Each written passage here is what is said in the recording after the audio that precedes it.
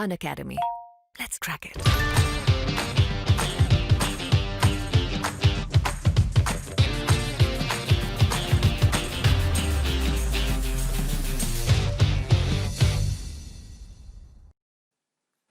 पादप की आकारिकी, morphology of plants. ठीक है, ये हम टॉपिक डिस्कस करने वाले हैं यहाँ पे। और इससे पहले मैं आपको बता दूं, जीवों के वर्गीकरण के अंतर्गत, जीवों का वर्गीकरण जो हम पढ़ रहे थे उसके अंतर्गत हमने पादप जगत हमने कंप्लीट कर चुका है। ठीक है, तो पादप जगत पूरा करने के बाद मैं इस निर्णय पे पहुंचा हूं कि हम पादप से संबंधित और चीजें भी यहाँ पे पढ़ लेते हैं। इसके बाद क्योंकि हमको पढ़ना है जंतु जगत। ठीक है, जंतु जगत के बारे में पढ़ेंगे, तो जंतु जगत के बारे में पढ़ने से पहले मैं ये चाह रहा हूँ कि हमने पादप जगत के बारे में बहुत सारे बेसिक्स कंप्लीट कर चुके हैं। यदि पादप जगत के बारे में ही हम आगे और पादप के बारे में और बाकी जानकारी हम यहाँ पे पढ़ लेते हैं तो ये हमारे लिए अच्छा होगा, आपके लिए भी और मेरे लिए भी। क्योंकि जब मैं इसको पढ़ाऊंगा तो मुझे बहुत सारी चीज़ें ऐसी रहेगी जो मैं स्किप कर दूंगा, क्योंकि मैंने उसे पढ़ा चुका हूँ और आप भी उसे पढ़ चुके हैं। ठीक है, और ये सारी चीज़ें, इससे टाइम बचेगा और काफ़ी सारी चीज़ें यहाँ पे हो जाएगी जैसे कि मैंने आपको बताया। और इसके बाद हम पढ़ लेंगे जंतु जगत। ठीक है, जंतु जगत जब पढ़ेंगे तो जंतु जगत के अंतर्गत फिर हम जो जीव उसमें है उसके बाद में हम मानव के बारे में पढ़ने वाले हैं। ठीक है, मानव के जो भी तंत्र हैं, ठीक है, श्वसन तंत्र, पाचन तंत्र, इस प्रकार के बहुत सारे तंत्र हैं जो जो हमको पढ़ने हैं। और ये सारी चीज़ें हम इस क्रमबद्ध तरीके से चलेंगे तो मुझे लगता है कि हम बहुत ही आसानी से हमारा बायोलॉजी का सिलेबस कंप्लीट कर पाएंगे। ठीक है, और ये एमपीपीएससी 2020 के मुख्य परीक्षा के पाठ्यक्रम के अनुसार ये चल रहा है। ठीक है, तो हम शुरू करते हैं इसको। पादप की आकारी यानी मॉर्फोलॉजी ऑफ प्लांट्स के अंतर्गत जो टॉपिक डिस्कस करने वाले हैं उनको बता देता हूँ। परिचय हम पढ़ेंगे यहाँ पे, पादप विविधता, प्लांट डाइवर्सिटी हम देखने वाले हैं, अनावृत बीजी जिम्नोस्पर्म के बारे में बात करेंगे, आवृत बीजी एंजियोस्पर्म के बारे में बात करेंगे, और आवृत बीजी के प्रकार, एक बीजपत्री, द्विबीजपत्री। इसके बाद हम डिस्कस करेंगे पुष्पी पादप के विभिन्न भाग, different parts of the flowering plant, जड़, तना, पत्ती, पुष्प, फल, छाल। ठीक है, root, stem, leaf, flower, fruit और बार, इतनी सारी चीजें हमको डिस्कस करना है।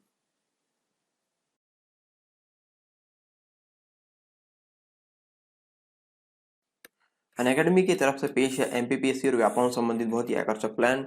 यह है फ्री प्लान और इसके अंतर्गत 50 से ज़्यादा टॉप एजुकेटर्स यहाँ पे पढ़ा रहे हैं। 500 से ज़्यादा फ्री लाइव क्लासेस यहाँ पे हर वीक हो रही है। लाइव डाउट क्लियरिंग सेशन यहाँ पे चल रहे हैं। वीकली फ्री मॉक टेस्ट यहाँ पे चलते हैं।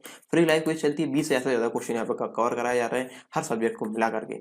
डेली T20 सीरीज चल रही है जो कि फ्री है, फ्री लाइव क्विज है। और 20 क्वेश्चन इसमें रहते हैं, 20 प्रश्न इसमें रहते हैं और 20 मिनट के अंदर आपको देना होता है इसका आंसर। 8 बजे चलती है सीरीज और 8:30 बजे से इसका पेपर एनालिसिस कराया जाता है टॉप एजुकेटर्स के द्वारा। इसके लिए आपको करना क्या होगा, अनअकैडमी का ऐप डाउनलोड करना होगा। इसमें आप अनअकैडमी से संबंधित जो एमपीपीएससी और व्यापम के कोर्स है उसमें जो गोल है वो आपको चूज करना होगा। और यहाँ पे सरकार 10, ठीक है, सरकार 10 प्रोमो कोड आपको यूज करना है यहाँ पे। इस कोड की सहायता से ही आप फ्री प्लान को एक्टिवेट कर पाएंगे। याद रहे, इस कोड की सहायता से ही आप फ्री प्लान को एक्टिवेट कर पाएंगे, तो ये कोड आप जरूर डालिए। इसके बाद यहाँ पे प्लस बैचेस है फॉर ऑल राउंड प्रिपरेशन के लिए, और 7 दिन का लाइव क्रैश कोर्स यहाँ पे चलने वाला है। लाइव एमसीक्यू रिवीजन बैचेस हैं यहाँ पे, dedicated live doubt clearing batches हैं यहाँ पे, recorded batch with live doubt clearing, complete revision at your own page. ठीक है, तो यहाँ पे अपनी सहूलियत के हिसाब से आप अपना रिवीजन यहाँ पे कर सकते हैं। फाउंडेशन प्री प्लस मेंस का बैच यहाँ पे एमपीपीएससी का स्टार्ट हो रहा है 29 दिसंबर, प्रीलिम्स कंपाइलेशन बाय मार्च। ठीक है, 20 से ज़्यादा प्रीलिम मॉक टेस्ट यहाँ पे होंगे प्रैक्टिस के लिए, 20,000 से ज़्यादा question bank for daily practice, PDF revision notes in every class. Her class में आपको पीडीएफ दिया जाएगा ताकि आप रिवीजन कर सकें। यदि आप रिवाइज करना चाहते हैं तो यहाँ पे संपूर्ण ज्ञान का कोर्स चल रहा है, जो बैच है रिवीजन कोर्स है ये फॉर एमपीपीएससी प्रीलिम्स 2020।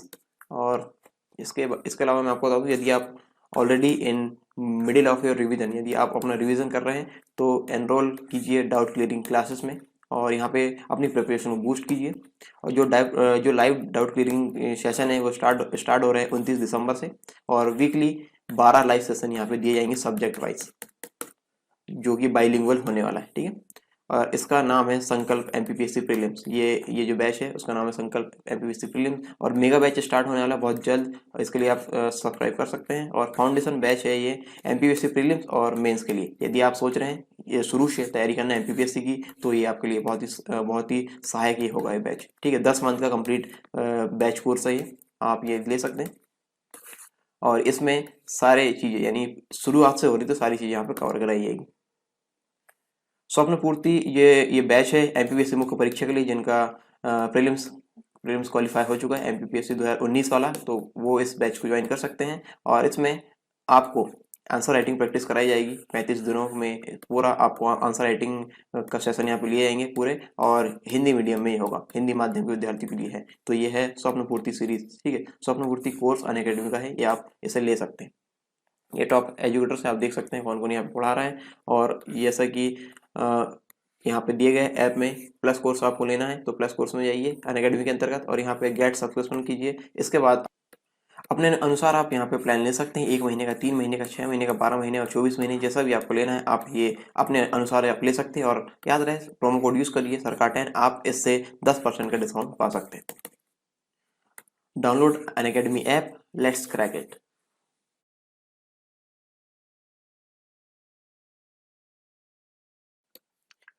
जड़ तथा तना पढ़ने के बाद अगला टॉपिक है हमारा पत्ती, ठीक है। जड़ और तना हमने अच्छे से पढ़ लिया, इसके बाद है पत्ती। पत्ती हम पढ़ेंगे, लेकिन इससे पहले मैं आपको बता दूं कि ये साउंड इसमें भी थोड़ा दिक्कत कर रहा था, ठीक है, इस वाले लेक्चर में, जो कि पत्ती वाला था। ये बहुत पहले डल चुका था, लेकिन बाद में मैंने इसको चेक किया, रीचेक किया बहुत टाइम बाद, ठीक है। मतलब 30 से 32 लेक्चर अपलोड होने के बाद मैंने इसको चेक किया, तो इसमें साउंड नहीं था, ठीक है। ये हुआ क्यों?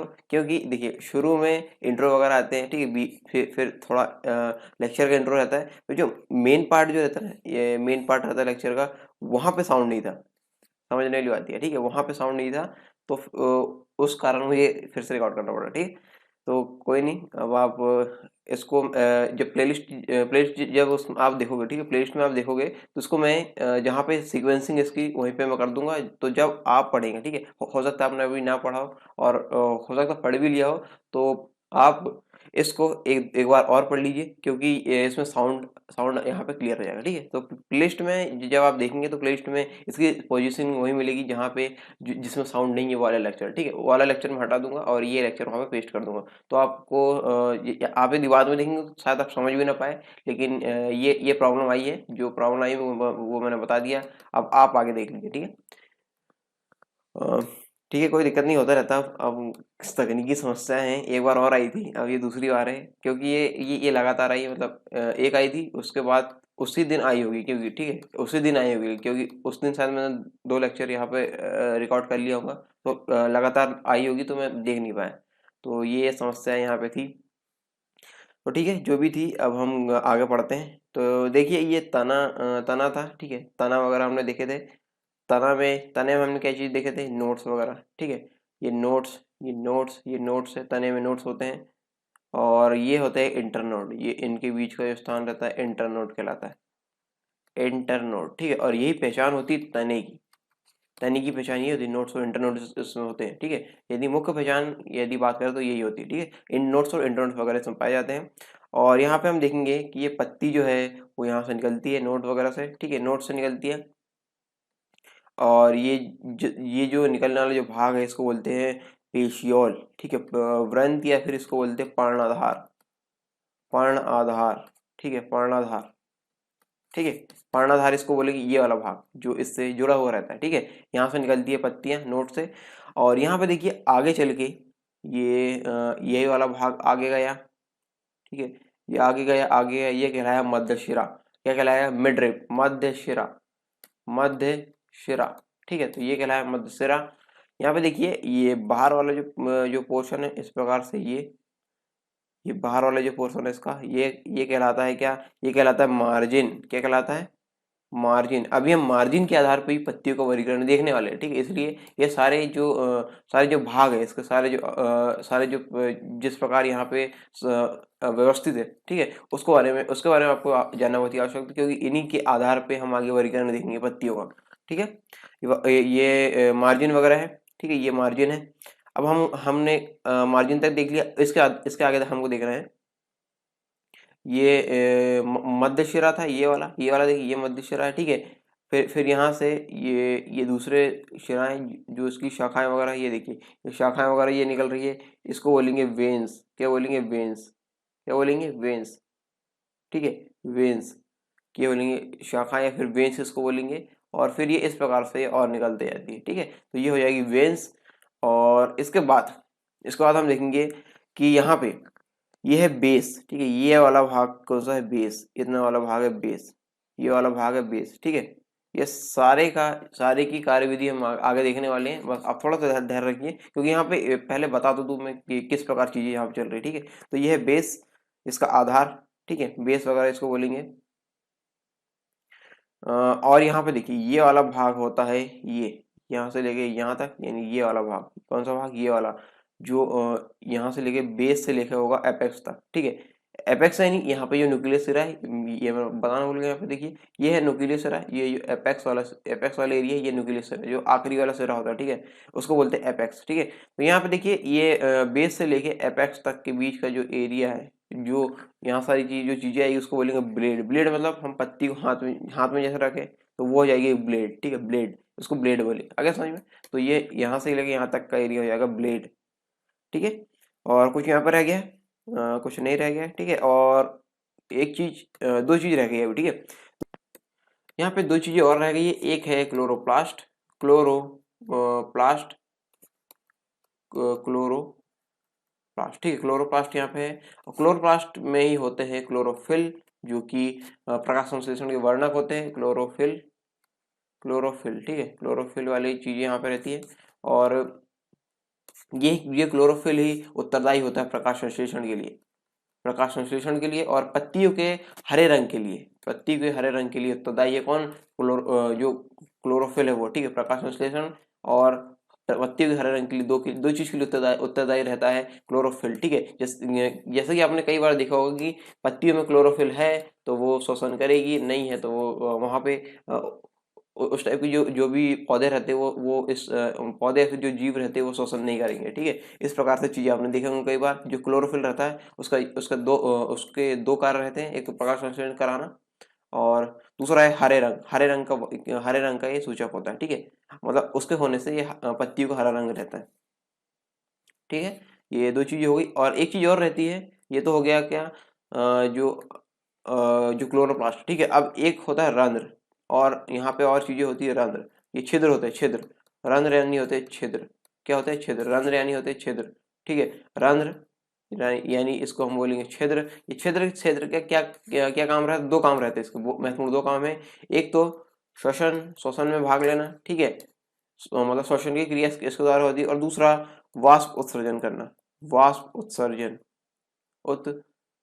ठीक है, वाष्प उत्सर्जन वगैरह की क्रिया यहाँ पे होती है। देखिए श्वसन में ये जब प्रकाश संश्लेषण की क्रिया होती है तो CO2 लेता है और O2 छोड़ता है, ऑक्सीजन छोड़ता है, CO2 लेता है। और यहाँ पे जब ये रात वाली कंडीशन में आएगा, ठीक है, रात वाली कंडीशन में आएगी तो ये प्रक्रिया उल्टी हो जाती है, यानी O2 लेगा और CO2 छोड़ेगा, इस टाइप से कंडीशन होती है, ठीक है। और दूसरा काम है इसका वाष्प उत्सर्जन आपने देखा होगा, हम इससे पहले भी लेक्चर में डिस्कस कर चुके हैं वाष्प उत्सर्जन वगैरह, या फिर जो बाद वाले लेक्चर जो आए थे उसमें हमने डिस्कस किया है कि पत्तियों से जो पत्तियों से क्या होता है, यहाँ पे ये पत्ती है मान लीजिए, और ये जड़ है, ठीक है, ये तना है, ये पत्ती है, पत्तियों से होता है वाष्प उत्सर्जन।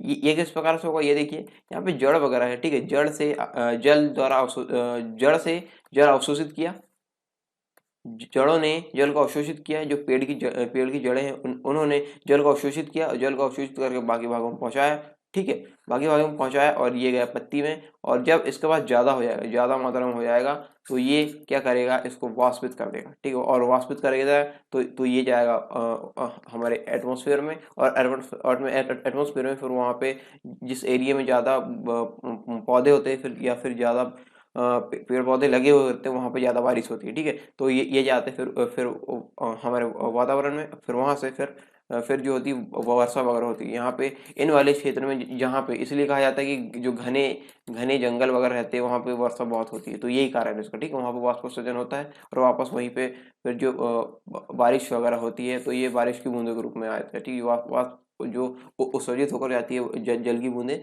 वहाँ पे फिर बारिश के रूप में आती है। तो यही कारण होता है कि वहाँ पे जंगलों में ज्यादा बारिश होती है, ठीक है। तो ये दोनों काम हमने देख लिया यहाँ पे। रंध्र यानी इसको इंग्लिश में बोलते हैं स्टोमेटा, क्या बोलते हैं, स्टोमेटा रंध्र, ठीक है। आगे समझ में दोनों चीज़ें, मतलब जो क्लोरोप्लास्ट हमने पढ़े और जो स्टोमेटा जो पढ़े, दोनों चीज़ें आगे समझ में। अब आगे बढ़े, ठीक है, आगे बढ़ते हैं हम, कुछ इंपॉर्टेंट चीज़ें हम देखेंगे कि जो पत्तियाँ रहती, पतली चपटी चपटी फिर फ्लैट बोलेंगे इसको, और हरे रंग की होती है सॉरी, पत्तियों का जो हरा रंग है उसमें उपस्थित पर्णहरित यानी क्लोरोफिल के कारण होता है, ठीक है। जैसे कि हमने अभी डिस्कस किए थे, क्लोरोफिल के कारण यहाँ पे पत्तियों का हरा रंग होता है। एक मिनट,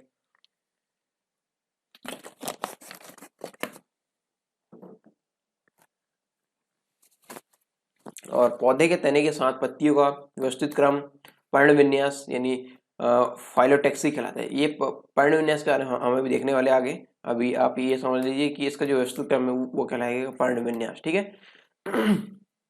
कुछ पत्तियां वर्धी प्रजनन यानी वेजिटेटिव प्रोपेगेशन एवं परागण में सहायक होती है। इसमें सहायक होती है वेजिटेटिव प्रोपेगेशन और परागण में।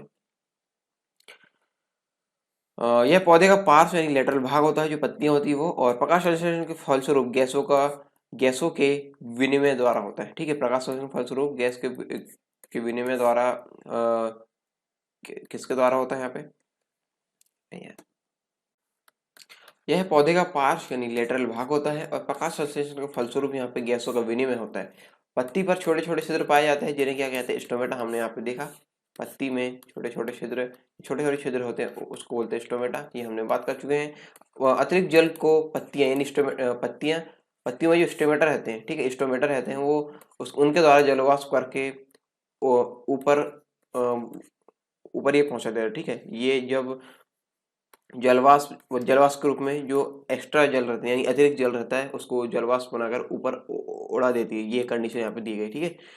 वाष्प उत्सर्जन एक जल हानिकार है, जिसमें जल और ऊष्मा दोनों की हानि होती है। इस कारण ठंड के दिन में ऊष्मा बचाने के लिए पत्ती गिरा देते हैं, ठीक है। ठंड के दिनों में आपने देखा होगा कि जो पेड़ पौधे रहते हैं वो पत्ती गिरा देते हैं। क्यों? क्योंकि दोनों में पत्तियां गिराने से ऊष्मा और जल की दोनों की बचत होती है इनके पास।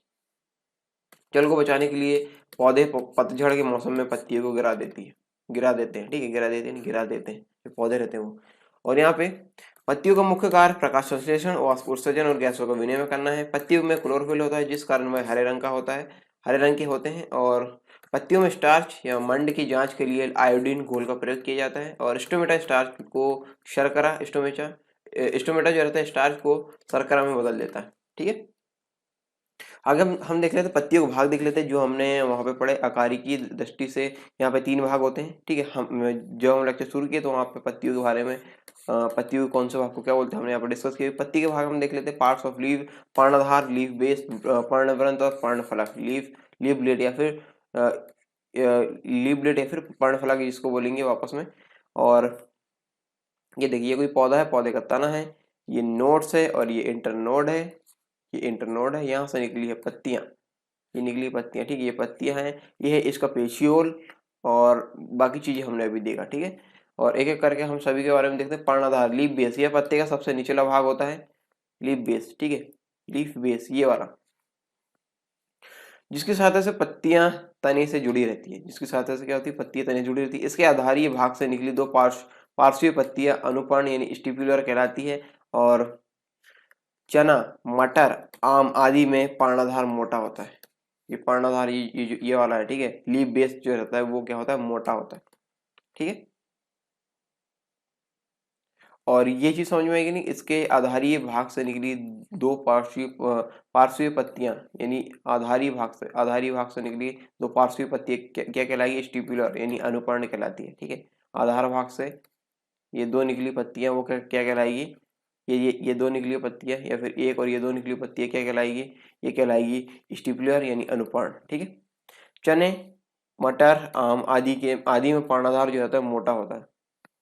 अगला है पर्णवृंत, पेशियोल। यह पत्तियों में डंठलनुमा संरचना है, जो पर्णफलक यानी लीफ ब्लेड, ये है जो पर्णफलक है, ये वाला एरिया, ठीक है, लीफ ब्लेड वाला एरिया है।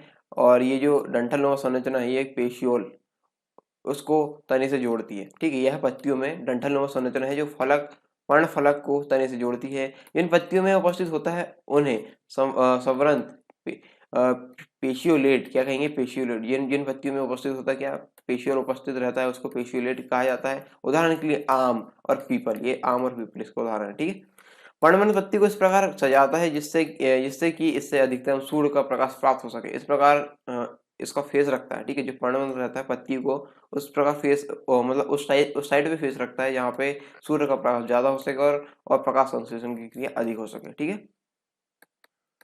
पर्णफलक यानी जो लीफ ब्लेड है या फिर लेमिना है, यह पत्ती का मुख्य भाग है जिसे ब्लेड भी कहा जाता है, जो हरा, चपटा एवं विस्तृत भाग होता है, ठीक है। ये वाला पर्णफलक जो लीफ ब्लेड वाला होता है, हरा, चपटा और विस्तृत भाग होता है, यानी ये फैला हुआ ये विस्तृत भाग है, ठीक है, पर्णफलक। पत्तियों को उनकी मार्जिन के आधार पर दो भागों में बांटा जा सकता है।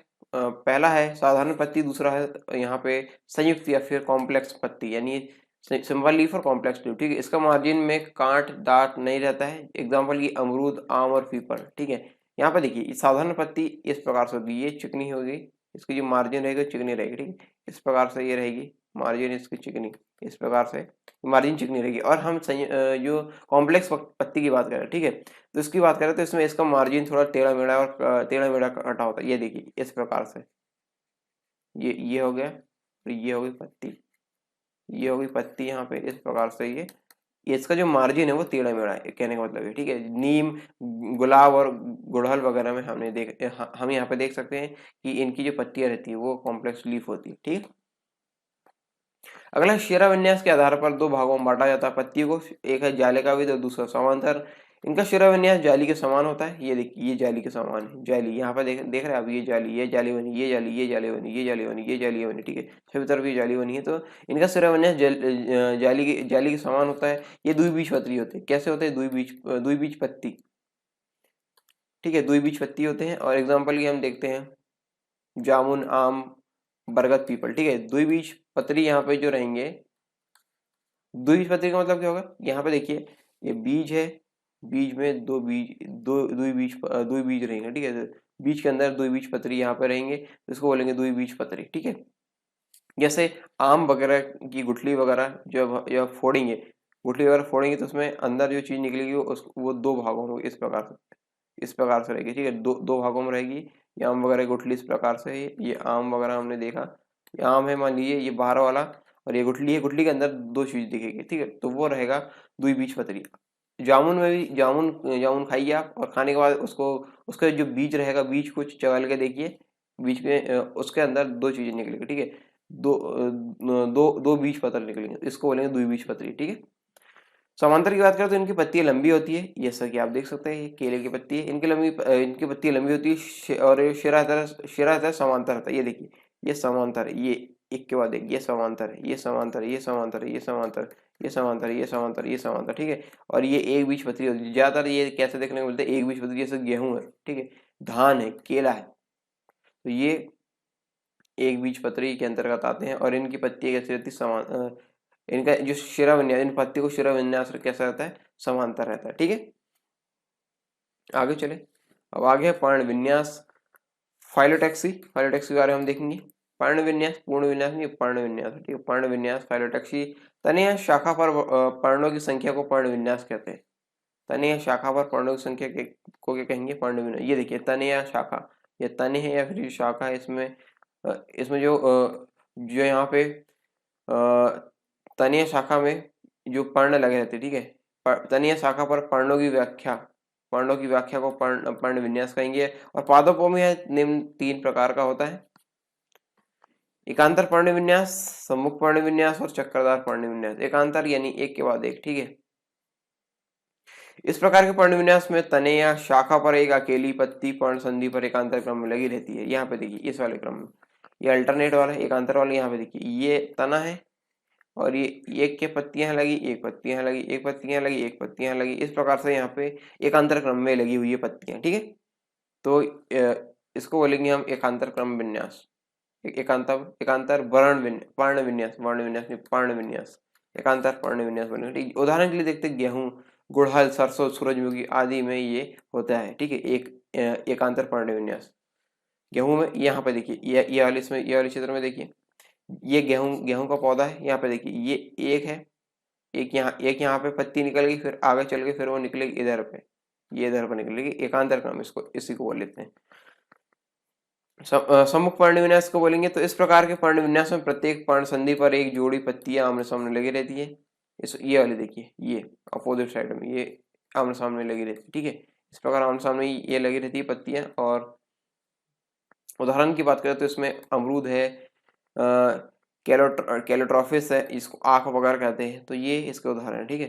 तीसरा है चक्करदार पर्ण विन्यास। यदि एक ही पर्ण संधि पर दो से अधिक पत्तियों का जो चक्र है, एक से अधिक पत्ती का चक्र व्यवस्थित हो तो उसे चक्करदार पर्ण विन्यास कहते हैं। जैसे कनेर, एल्स्टोनियम, ठीक है। यहाँ पे देखिए कनेर वगैरह जो पौधे रहते हैं यहाँ पे ये इस प्रकार से रहेंगे, ये ठीक है, वहीं पे ज्यादा रहेंगे, ठीक है। तो यहाँ पे कहने का मतलब क्या है कि यदि एक ही पर्ण संधि पर दो या दो से अधिक पत्तियों का चक्र है, चक्र में व्यवस्थित रहे तो उसे चक्करदार या पर्ण विन्यास कहते हैं, ठीक है। एग्जाम्पल हमने देख लिया यहाँ पे। आगे बात करते हैं पत्तियों को रूपांतरण के लिए, यानी मॉडिफिकेशन ऑफ लीफ। पत्तियां अपने सर्वाइव के लिए अपना रूप का अंतरण कर लेती है, यानी रूपांतरण मतलब रूप को परिवर्तित कर लेना। तो कुछ कारणों से करती है, हम यहाँ पे देखेंगे।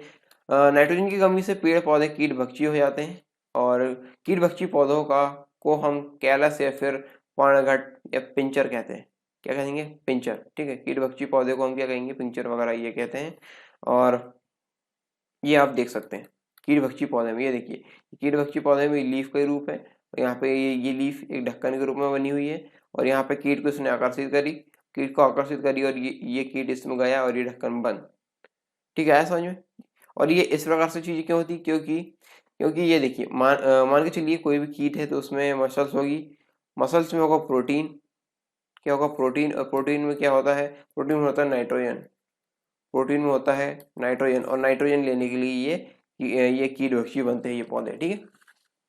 दूसरा, मरुस्थल में उगने वाले जीरोफाइट, मरुस्थल में उगने वाले पौधों को जीरोफाइट कहते हैं। और जीरोफाइट पौधे सीधे जीरोफाइट पौधे में जो पत्तियां रहती है वो कांटे का रूप ले लेती है, इस वाले चित्र के साथ, ठीक है। यहाँ पे देखिए इस वाले चित्र की सहायता से देखिए, ये सब्जियों में पत्तियां स्प्रिंग के समान बनती है। ये देखिए सब्जी है, ये है, यहाँ पे ये पत्तियां स्प्रिंग के समान बन रही है, देखिए ये गोल, ये गोल, ये गोल, ये गोल, ये गोल, ये गोल, ठीक है। तो स्प्रिंग के समान बनती है, और जिन्हें प्रतान कहते हैं, ठीक है। प्रतान, क्या बोलेंगे? प्रतान, ठीक है। इसको टेंट्री भी इंग्लिश में बोलते हैं। पत्तियों का हम देख लेते हैं, फंक्शन ऑफ लीव्स हम देख लेते हैं। पत्तियों प्रकाश संश्लेषण की क्रिया द्वारा पौधों के लिए भोजन का निर्माण करती है, और पत्तियां प्रकाश संश्लेषण एवं शोषण के लिए विभिन्न गैसों का आदान प्रदान करती है। पत्तियां वाष्पोत्सर्जन यानी जो ट्रांसपिरेशन है उसकी क्रिया को नियंत्रित करती है, और पत्तियां कलिकाओं यानी बर्ड्स को सुरक्षा प्रदान करती है। यह कंटकों या कांटों जो थॉर्न्स होते हैं इसके रूप में परिवर्तित होकर पशु पक्षियों से पौधों की रक्षा करती है। प्रारोहों में रूपांतरण होने पर यह कमजोर पौधों को मजबूत आधार प्रदान करती है तथा आरोहण में मदद करती है, ठीक है। अगले बात करें तो कीट भक्षी पौधे में पिचर और ब्लेडर आदि में रूपांतरित होकर भोजन के पाचन में सहायता करती है, और यह जल तथा घुलनशील भोज्य पदार्थों को पत्तियों से स्तंभ तक संचरण में सहायता करती है। कुछ पत्तियां वर्धी प्रजनन एवं परागण में सहायक होती है ये, और कुछ पत्तियां भोजन ग्रहण यानी फूड स्टोरेज का कार्य भी करती है। तो ये से पत्तियों के कार्य वगैरह से संबंधित चीजें, और पत्तियों का रूपांतरण हमने देखा जो शेरा के आधार पर इसको दो अंगों में जो वर्गीकरण वो हमने देखा, और मार्जिन के आधार पर पत्तियों को हमने देखा, ठीक है। तो ये सारी चीजें हम यहाँ पर डिस्कस कर लिए, तो ये टॉपिक्स यहाँ पे खत्म होते हैं। तो ये थे आज के जीव विज्ञान से संबंधित टॉपिक्स, ठीक है। आई होप आपको समझ में आए होंगे, और यदि समझ में ना आए तो आप कमेंट बॉक्स में कमेंट करके बता सकते हैं। यदि आपको वीडियो लेक्चर पसंद आए तो भी आप कमेंट बॉक्स में कमेंट करके बता सकते हैं कि आपको ये चीज़ आपको पसंद नहीं, और यदि पसंद आई तो आप ये लेक्चर या फिर ये वीडियो पसंद आया तो आप लेक्चर को लाइक करें या वीडियो को लाइक करें, या फिर आप इसको शेयर कर सकते हैं अपने दोस्तों के साथ जिन्हें सबसे ज़्यादा आवश्यकता है। और साथ ही साथ यदि आप चैनल की मेंबरशिप लेना चाहते हैं, यानी चैनल ज्वाइन करना चाहते हैं, तो आप चैनल को ज्वाइन कर सकते हैं। और इसके लिए आपको कुछ प्लान्स दिए गए, 199, 299 और 399 के प्लान्स हैं यहाँ पे, जिससे आप जो बाकी जो लेक्चर अभी सिर्फ ज्वाइन मेंबरशिप वालों को दिए गए, यानी जिनने मेंबरशिप ज्वाइन किए उन मेंबर्स को दिए गए हैं, वो भी आप देख पाएंगे, ठीक है। तो अपने अनुसार आप इस प्लान को ले सकते हैं, और बाकी जो सारे जो लेक्चर्स जो लॉक किए गए हैं वो आप अनलॉक कर सकते हैं, ठीक है। तो इससे संबंधित चीज़ें आपको देखना है तो आप यहाँ पर डिस्क्रिप्शन बॉक्स में इसकी लिंक दे दी गई है ज्वाइन से संबंधित, आप उस ज्वाइन की लिंक से आप ये सारे डाउट्स अपने क्लियर कर सकते हैं। तो यहाँ आज के लिए बस इतना ही, मिलते हैं नेक्स्ट वीडियो में, तब तक के लिए जय Hind. Unacademy. Let's crack it.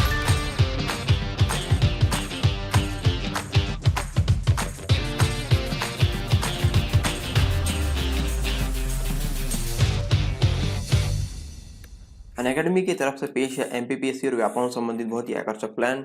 ये है फ्री प्लान और इसके अंतर्गत 50 से ज़्यादा टॉप एजुकेटर्स यहाँ पे पढ़ा रहे हैं। 500 से ज़्यादा फ्री लाइव क्लासेस यहाँ पे हर वीक हो रही है। लाइव डाउट क्लियरिंग सेशन यहाँ पे चल रहे हैं। वीकली फ्री मॉक टेस्ट यहाँ पे चलते हैं। फ्री लाइव क्विज चलती है। 20 से ज़्यादा क्वेश्चन यहाँ पे कवर कराए जा रहे हैं हर सब्जेक्ट को मिला करके। डेली T20 सीरीज चल रही है जो कि फ्री है, फ्री लाइव क्विज है और 20 क्वेश्चन इसमें रहते हैं, 20 प्रश्न इसमें रहते हैं और 20 मिनट के अंदर आपको देना होता है इसका आंसर। 8 बजे चलती है सीरीज और 8:30 बजे से इसका पेपर एनालिसिस कराया जाता है टॉप एजुकेटर्स के द्वारा। इसके लिए आपको करना क्या होगा, अनअकैडमी का ऐप डाउनलोड करना होगा। इसमें आप अनअकैडमी से संबंधित जो एमपीपीएससी और व्यापम के कोर्स है उसमें जो गोल है वो आपको चूज करना होगा और यहाँ पे सरकार 10, ठीक है, सरकार 10 प्रोमो कोड आपको यूज करना है। यहाँ पे इस कोड की सहायता से ही आप फ्री प्लान को एक्टिवेट कर पाएंगे। याद रहे, इस कोड की सहायता से ही आप फ्री प्लान को एक्टिवेट कर पाएंगे, तो ये कोड आप जरूर डालिए। इसके बाद यहाँ पे प्लस बैचेस है फॉर ऑल राउंड प्रिपरेशन के लिए और 7 दिन का लाइव क्रैश कोर्स यहाँ पे चलने वाला है। लाइव एमसीक्यू रिवीजन बैचेस हैं यहाँ पे। Dedicated live doubt clearing batches हैं यहाँ पे। Recorded batch with live doubt clearing complete revision at your own page, ठीक है। तो यहाँ पे अपनी सहूलियत के हिसाब से आप अपना रिवीजन यहाँ पे कर सकते हैं। फाउंडेशन प्री प्लस मेंस का बैच यहाँ पे एमपीपीएससी का स्टार्ट हो रहा है 29 दिसंबर। प्रीलिम्स कंपाइलेशन बाय मार्च, ठीक है। 20 से ज़्यादा प्रीलिम मॉक टेस्ट यहाँ पे होंगे प्रैक्टिस के लिए। 20 से ज़्यादा question bank for daily practice. PDF revision notes in every class, her class में आपको पीडीएफ दिया जाएगा ताकि आप रिवीजन कर सकें। यदि आप रिवाइज करना चाहते हैं तो यहाँ पे संपूर्ण ज्ञान का कोर्स चल रहा है। जो बैच है रिवीजन कोर्स है ये फॉर एमपीपीएससी प्रीलिम्स 2020। और इसके अलावा मैं आपको बता दूँ, यदि आप already in middle of your revision, यदि आप अपना रिवीजन कर रहे हैं तो एनरोल कीजिए डाउट क्लियरिंग क्लासेस में और यहाँ पे अपनी प्रिपरेशन को बूस्ट कीजिए।